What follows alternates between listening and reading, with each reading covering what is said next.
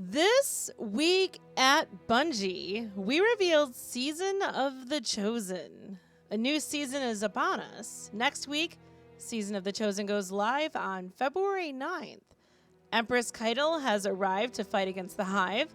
She has proposed an alliance, but the cost is too high. And whether he wanted it or not, Zavala is faced with a difficult choice. Here is the full seasonal calendar laying out what you can expect from Season of the Chosen and what dates to carve out for universe saving. Spoils of War! Season of the Chosen is delivering some shiny new things for you to collect. We already spilled the beans that, for the first time, some of the favorite weapons from Destiny 1 are showing up in Destiny 2 as rewards for completing Nightfall the Ordeal. Here's the lineup. The Swarm, Palindrome, and Shadow Price. Nightfall the Ordeal weapons have a chance to drop at the end of the activity depending on your metal, platinum, gold, etc., and difficulty. Master difficulty will give you the highest chance at a drop of the base versions of these weapons. Adept difficulty weapons have a chance to drop at the end of a Grandmaster Nightfall when they go live later in the season. Drop chance also is dependent on your metal. Slay enough champions to hit platinum and you will have a high enough chance at an adept weapon. Hot Pursuit. Similar to Season of the Hunt, we will have a new pursuit weapon for you to earn from your quest of choice. Choose between Strikes, Crucible, or Gambit to earn the new breech-loaded grenade launcher, Salvager's Salvo. Some of us are wondering if this is a reskinned mountaintop, but I guess we'll find out next season. After you have obtained your new tool of destruction, you will be able to earn 3 different ornaments for it from additional quests picked up from Zavala, Lord Shaxx, and the Drifter. Trials. You may have already seen some teases of the new rewards for the Trials of Osiris coming with Season of the Chosen. We also have 3 new Trials weapons. Unfortunately, one looks very much like Temptation's Hook.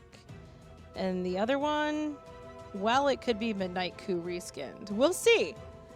Here's another shot of the new armor you will be able to start earning when Trials goes live on February 12th. Looks pretty cool in the concept art, but we'll see how it really looks when we get that and we try to apply shaders to it. Each weapon will also have an adept version with special mods. You can read more about those on the Bungie website, as well as a special shader that can be applied to any adept weapon, even the ones from the Grandmaster Nightfall. For the first week of Trials, armor and adept mods will be in the Flawless chest. The second week is when you'll have your first chance of the season to grab an adept weapon. In other words, if you're only going for the weapons, you don't really need to do Trials until week 2. Along with these new weapons and armor, Trials has some new cosmetic rewards to show off as well. The Ghost Shell drop chances increase as you win matches and increases when you hit the 3, 5, and 7 win and flawless milestones each week. The Ship and Sparrow drop chances increase every time you go flawless. But wait, there's more. Season of Chosen has several new additions to your arsenal ready for the taking. Looks like we have a sidearm, a sniper, rocket launcher, yet another fusion rifle that no one will use, and that looks like it might be a bow, and then an SMG. Cult of Eon. The team has some cool plans to shake up the Eon suite of exotics when you equip these arms. According to the Destiny devs, in redesigning the Eon Cult exotic armor pieces, they wanted to lean hard into the idea that these are the exotics you and your fire team wear when you really want to work together as a team. With that in mind, they had 3 main goals for the revamped mechanics. 1, create role-based mechanics that reward you for doing the things that your role is supposed to be good at. 2, create mechanics that reward other players on your fire team when you fulfill the role. And 3, give your fire team incentive for each player to take on a different role. Instead of having a single monolithic exotic perk to handle this, Bungie opted to take a page out of the Armor 2.0 book and give the Aeon Cult exotics their own unique mod socket and mods, which are all unlocked as soon as you acquire the exotic, and each of which is tied to one of the different Aeon Cult rules. These mods are identical across the exotics for all 3 classes, so you can choose any role regardless of what class or subclass you are playing. The 3 Aeon Cult mods and their associated mechanics are as follows. Sect of Force, you specialize in punishing powerful combatants before they can harm your allies. Rapid precision hits with a weapon temporarily increases your reload speed and weapon swap speed. When you stun a champion or defeat a boss or mini-boss, your nearby fireteam members gain a burst of grenade and melee energy. Aeon Cult allies who do not have the Sect of Force role equipped also gain a burst of super energy. The Sect of Insight mod specializes in empowering allies and keeping them well supplied. Successive precision weapon takedowns have a chance to drop an orb of power for your allies. When you use a finisher on an elite, you generate special ammo for your fire team, and when you use a finisher on a boss or mini-boss, you generate heavy ammo for your fire team. Nearby Aeon Cult allies who do not have the Sect of Insight role equipped also gain a bonus to weapon damage for a short time. The Sect of Vigor specializes in keeping your allies in the fight. Gain class ability energy as your allies die. Gain full class ability energy when you resurrect an ally. When you cast your super, nearby allies gain an instant burst of healing, and Aeon Cult allies who do not have the Sect of Vigor role equipped also gain an overshield. Each of these mods has one perk that focuses on the user, and one perk that grants benefits to their allies. Additionally, the second perk includes an extra benefit for anyone in your fire team that has not chosen the same role. So for maximum efficiency, each member of the 3-player fire team should choose a different mod to reap the most benefits. Catalyst Comeback. In a previous TWAB discussing the Destiny content vault, we mentioned that some of the content being vaulted would affect several exotic weapon catalysts, and we would be temporarily removing them while we worked to update their drop and upgrade sources. Catalysts for the following weapons have had their drop sources and objectives updated to not be associated with vaulted content. Bad Juju, Izanagi's Burden, Sleeper Simulant, the Huckleberry, Worldline Zero, Polaris Lance, Telesto, Legend of Acreus, and Skyburner's Oath. And I strongly recommend that you work on getting the catalyst for both Legend of Acreus and Sleeper Simulant. Both are excellent weapons, but if you're looking for high DPS, a Legend of Acreus with a catalyst upgraded is simply amazing. The catalysts for Whisper of the Worm and Outbreak Perfected are still unobtainable for anyone who hasn't already earned them and will be added in a future update.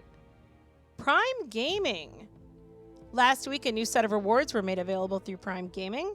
Once you sign up here and link your Bungie.net account, you can go and claim your rewards. They will be waiting for you in the safe care of Amanda Holiday in the hangar portion of the tower. This week's Prime Gaming rewards include the Graviton Lance, the Carina Nebula Exotic Weapon Ornament, Cosmo Shell Exotic Ghost Shell, and the Avalon Courser Legendary Sparrow. Check back next month, and we will have a new shipment of Prime Gaming rewards for you to pick up from Amanda. All good things. As the seasons change, our team of experts have the important info you need to know. This is their report. Seasonal titles and Bungie rewards. Season of the Hunt ends on February 9th. In preparation of season reset, make sure that you collect all Strike, Crucible Gambit, and Gunsmith weekly bounties. These will be deprecated going into the new season and won't be worth anything after reset. Daily and additional bounties will still be good. All Crow bounties will be deprecated, so make sure you collect all of those before reset. And just to note, DMG stated on Twitter that all weekly bounties will be deprecated. This is not true. The clarification specifies that weekly bounties from tower vendors will be deprecated. So that means that Moon, Cosmodrome, and Europa weekly bounties should be perfectly fine for carrying over to the new season if you plan to try the power grind. Memory fragments for stasis will be removed. All crow bounties will be removed. And make sure you turn in your Crucible tokens and use your Crucible token gifts. These will also be deprecated.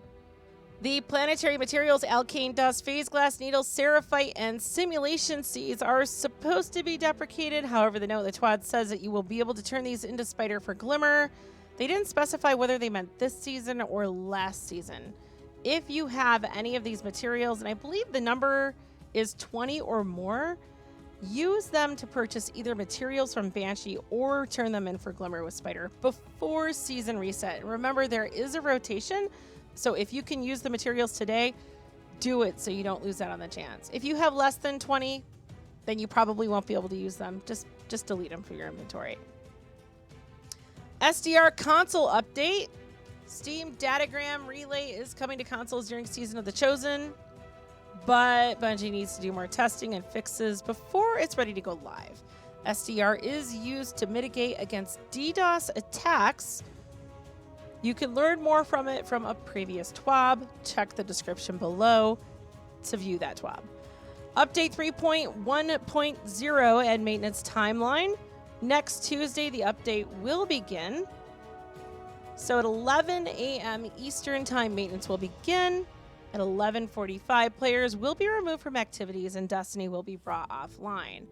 At noon, update 3.1.0 will be available across all platforms and regions, and players will be able to log back into Destiny too. Maintenance will conclude at 1 p.m. Some of the issues that will be resolved with update 3.1.0 include the Crucible, Valor, and Gambit Infamy New Light quests will be completed after resetting ranks. Ahamkara Bones will now spawn in the Agonarch, Abyss, and Sumerian Garrison Ascendant challenges. As far as I know, these weren't spawning in any of the challenges, but I could be wrong.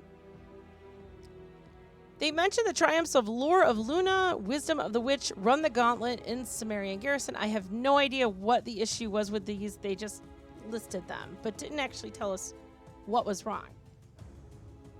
The Altar of Sorrows bosses will now rotate each day. The Warsat public event in the Cosmodrome's Moth Yards will now count towards bounties.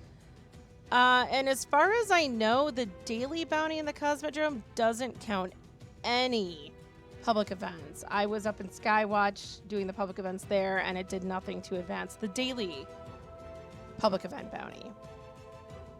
The Lift Tube and the Warden of Nothing Strike will now open for every player. The boss from the Insight Terminus Strike will now always teleport away after scanning the Vex terminal. Lake of Shadows will no longer become blocked if players bypass trigger volumes. Sturm will once again reload any equipped energy slot weapon on kills. Merciless will once again increase its charge rate on non-lethal hits. Thunderlord, Reckless Oracle, and other weapons will once again render their scope and/or reticle. Known issues. While Bungie continues investigating various known issues, a list of the latest issues that were reported include investigating PC, FPS, and stuttering issues.